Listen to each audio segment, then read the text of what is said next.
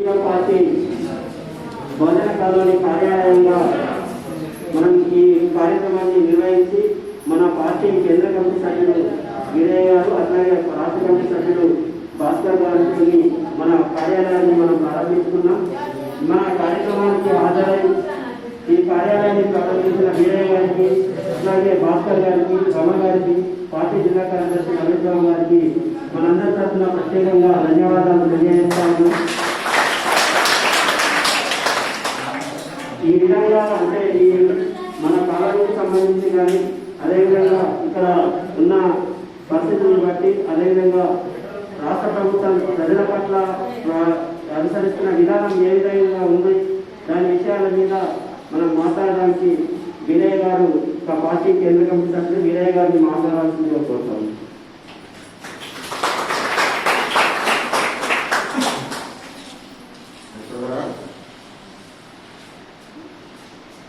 బహుజన colony చూసిన తర్వాత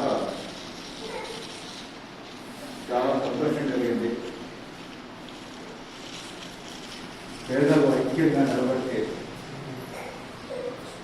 పట్టుదలతో నిలబడితే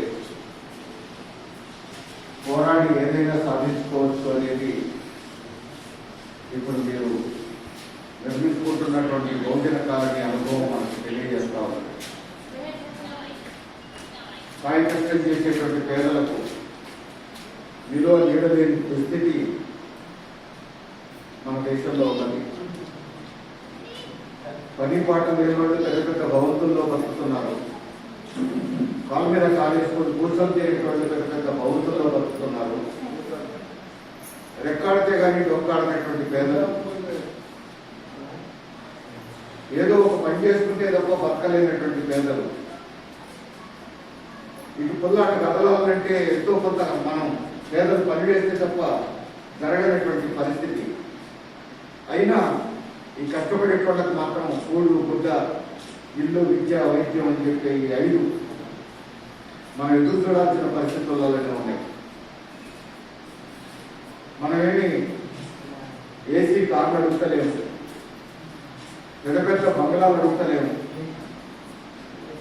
తిండి బట్ట ఇల్లు విద్య వైద్యం, తినడానికి తిండి ఉండాలి, కడపడానికి బట్ట ఉండాలి, ఉండటానికి గూడు ఉండాలి, పిల్లలు చదివించుకోవడానికి అవకాశం ఉండాలి.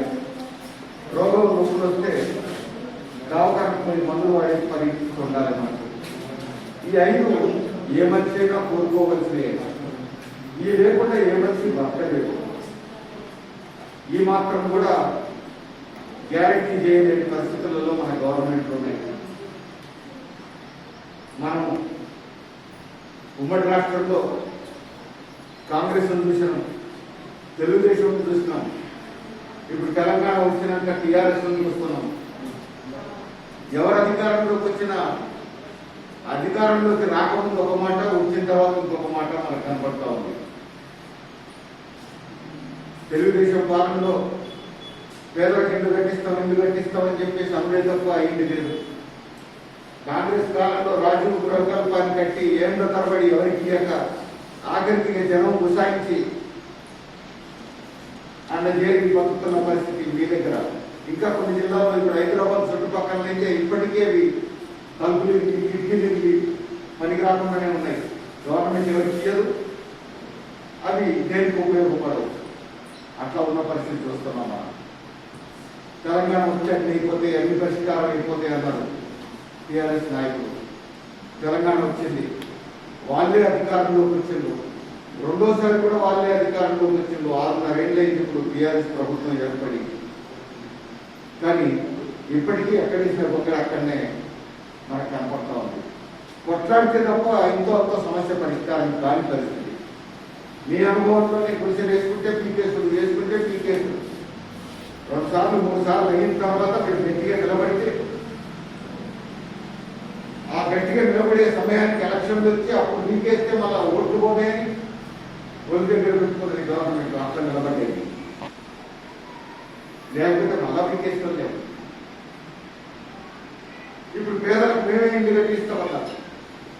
అది గుడిసెలేంది, ఇంకా గుడిసెలు బతికే నాళ్ళు పెద్ద పెద్ద భవంతులు కట్టిస్తాం.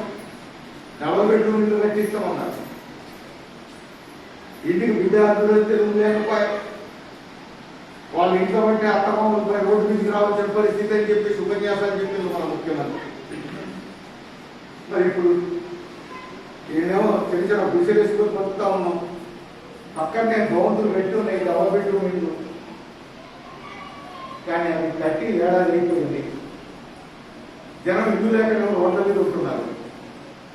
అది ఎవరికి ఇస్తలేదు. ఎట్లా అర్థం చేసుకోవాలి? అట్లా ఇప్పటికే నల్లాలు పీకేసింది, అద్దాలు వల్ల పెట్టింది, అద్దాలు పడిపోయింది, తలుపులు ఎరిగిపోతున్నాయి, కరెంటు పీకేసుకున్నాడు. తలుపులు ఎవరికి ఇవ్వకుండా తలుపులు చేసి ఉంచితే ఎవడో ఒకటి ఏదో ఒకటి పీక్కపోతూనే ఉంటాడు. ఇప్పుడు ఎందుకు పనికి రాకుండా అయిపోతున్నాయి. జనానికి అవి అలాట్ చేసే సమయానికి అవి పగులు వచ్చే పరిస్థితి కనపడతా ఉంది మాకు. అంతేకాదు, దాదాపు 30,000 మంది ఈ పట్టణంలో ఇల్లు లేవని దరఖాస్తులు పెట్టుకున్నారు. మున్సిపాలిటీ సర్వే చేసి ఆ 30,000లో 20,000 మంది దరఖాస్తులు న్యాయమైనవే, వాళ్ళకి ఇల్లు లేదు అని చెప్పేసి నిర్ధారణ చేసింది. మరి ఇప్పుడు డబల్ బెడ్రూమ్ ఇల్లు ఎన్ని కట్టాలి? 20,000 కట్టాలి. కానీ ఇప్పుడు 400, 450. మరి ఎవరు ముగ్గులకు వస్తాయి?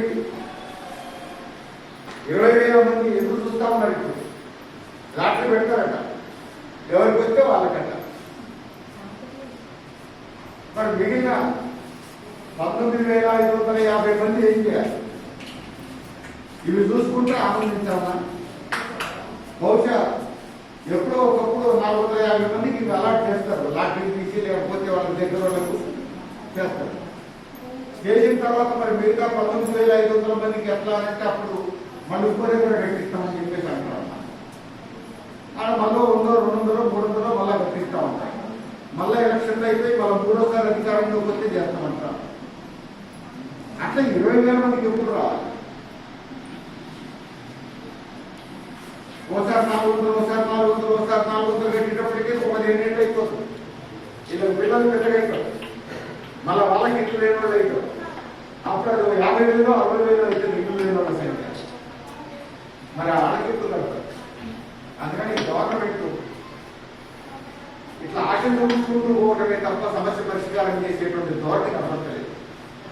నిజంగా అందరికీ ఇల్లు కట్టించేటువంటి ఆలోచన ఉంటే గవర్నమెంట్ 20,000 ఇల్లు కట్టాలి. కట్టి అందరికి ఇచ్చేసి ఎవరు ఇల్లు లేని వాళ్ళు అనుకుంటూ తెలంగాణలో లేరు అని చెప్పి చెప్పాలి. కానీ ఆ పని చేయడానికి సిద్ధంగా లేదు.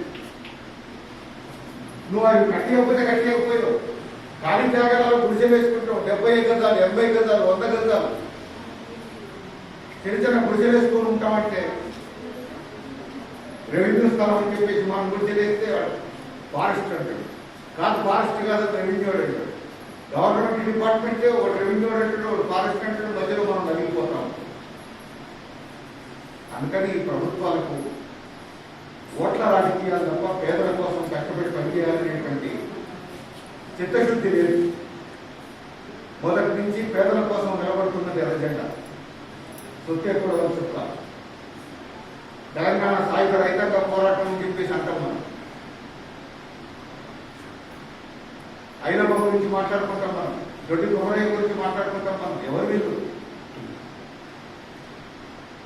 రజాకార్ మూమెంట్ కాలంలో, నైజాం రాజున్న కాలంలో జమీందారులకు వ్యతిరేకంగా, భూస్వాములకు వ్యతిరేకంగా రైతాంగం పెద్ద ఎత్తున పోరాడి సాయుధ పోరాటం చేసి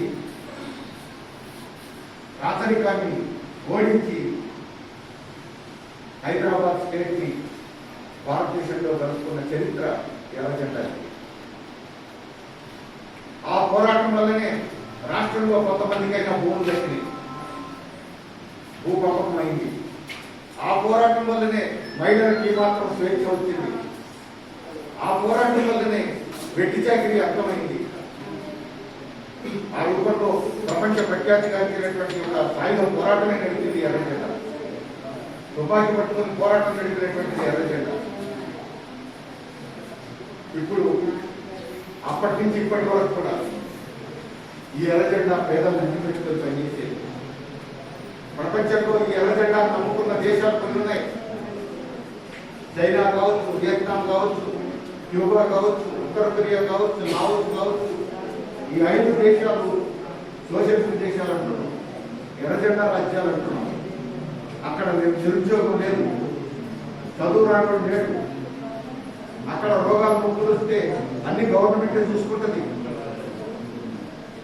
పిల్లల కష్ట సుఖాలన్నీ గవర్నమెంటే చూసుకుంటుంది. సర్వీసులు కూడా గవర్నమెంటే చేస్తుంది. ఆ ఇల్లు లేని వాళ్ళు ఉన్నారు. అదొక స్వర్గం లాగా. అంటే ఎర్రజెండా రాజ్యం వస్తే అట్లా ఉంటుంది. అట్లాంటి ఎర్రజెండా రాజ్యం కోసం మన ఈ దేశంలో కూడా కొట్లాడుతున్నాం. అందులో భాగమే పేదల కోసం, ఇళ్ళ కోసం మనం ఈ పోరాటం. అందుకని మనం ఈ ఇళ్ళని నిలబెట్టుకోవాలి, ఈ కాలనీని అభివృద్ధి చేసుకోవాలి. మనలాంటి పేదలకు ఇంకా అనేక ప్రాంతాల్లో ఇళ్ల స్థలాల కోసం, ఈ డబుల్ బెడ్రూమ్ హౌస్ ఇళ్ల కోసం మనం కొట్లాటం కొనసాగించాల్సినటువంటి అవసరం ఉన్నది. ఈ పోరాటం మనం కొనసాగించాలి.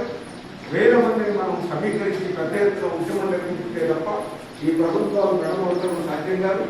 ఆ వైపు మీరు అందరూ కృషి చేయాలని, ఇప్పుడు మీరు చేస్తున్నటువంటి ఈ కృషి, మీరు నిర్మించుకుంటున్నటువంటి ఈ కాలనీ అందుకు ఆదర్శపరంగా నిలవాలని చెప్పేసి కోరుతూ నాకు ఈ అవకాశం ఇచ్చిన మీ అందరికీ ధన్యవాదాలు తెలియజేస్తూ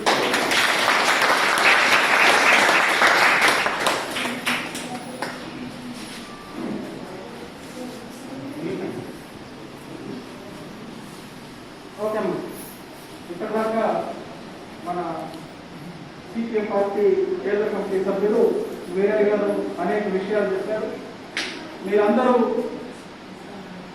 ఇల్లు లేక అనేక రోజులు అధికారులకి, ప్రజాప్రతినిధులకి దరఖాస్తులు చేసి అనేక కష్టాలు పడిన తర్వాత గత్యంతరం లేక అప్పుడు ఇదంతా ఆ గుట్ట లెక్క ఉండేది.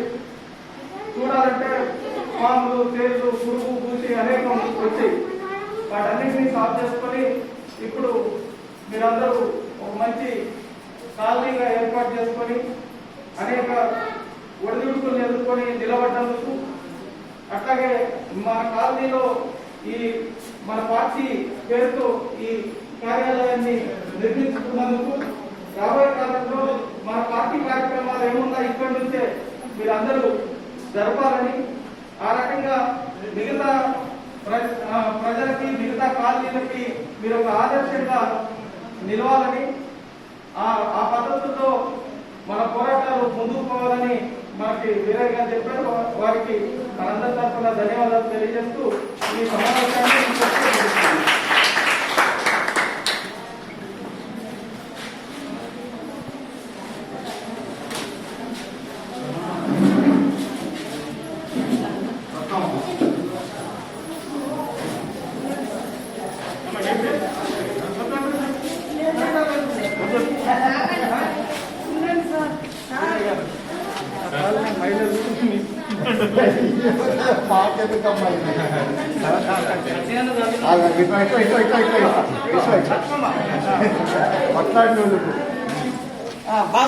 భాస్కరనా రమగారు మీరు రండి. ఒక నిమిషం పాపం వాళ్ళు మరి భాస్కరన్న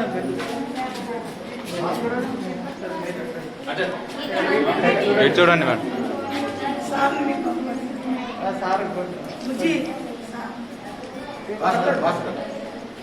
భాస్కర్ నట పిలవండి. భాస్కర్ అనే చూడు చూడు